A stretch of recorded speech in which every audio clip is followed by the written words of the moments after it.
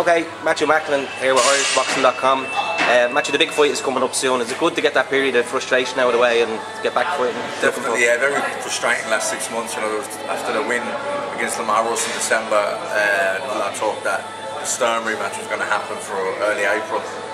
That kind of dragged down what was happening. Then there was talk of maybe Peter Quillen, Kid Chocolate for the middle of April.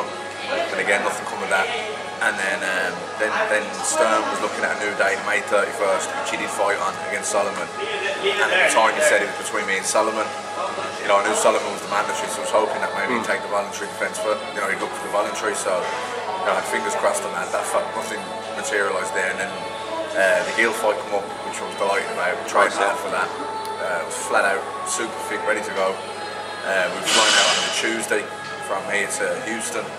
And then on the Saturday morning, early hours Saturday morning, got a phone call saying the show's been scrapped. So yeah, no, very frustrating 6 month period. So you know, then obviously the aftermath is, well, what you do now? There's some, you know, a few things, a few meetings, a few phone calls, different things with Eddie Hearn and that. But I'm glad to have the deal done with Eddie now, and I had a good chat with him and a few meetings, and definitely on the same page about how to move forward. And I'm excited about how we work. I presume there was other offers on the table. Was fighting in Ireland a big part of the deal with Eddie?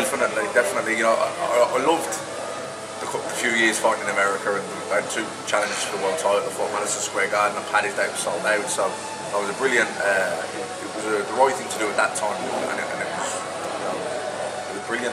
But I think, you know, having boxed away, it's nice to come back as well and box. You know, where you're from, box over this side of the Atlantic, whether it be in Ireland or you know, ones from the UK can fly over and fight in the UK, family and friends from Ireland can fly over. You know, it's a 45-minute flight either way, so it's neither here nor there. So we'll be boxing back in Ireland, and that's important. Yeah. And is the plan to base yourself in Ireland now? Is that your home for good? Definitely, yeah. Look, I'm hopefully going to be boxing now. Obviously, I'm boxing August 30. That's done, and then there's he has the O2 kind of provisionally booked for early November. So. And is that provisionally with the idea of fighting Lee, or is that possible world title maybe? Or probably both. You know, I think one or the other anyway. You know, yeah, I think Lee world title would be great, but also the Lee fight would be brilliant as well. So whichever. And you know, has Andy agreed to that fight, or is it, you know, will provisionally? I think Andy Booth, who's looking after Andy now, that has had you know, informal talks with Eddie Hearn about a fight. So.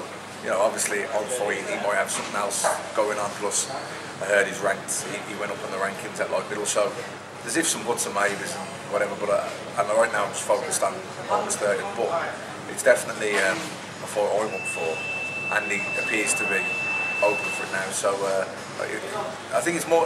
I think this is the closest it's ever been to becoming a reality. Excellent. And like obviously you fought for a world title before in Germany and the States. Is there any added pressure fighting in front of your home fans in Dublin? Is there any nervousness there about that? Or yeah, I suppose a little bit, because you want to put on a good show, don't you? You know what I mean? So.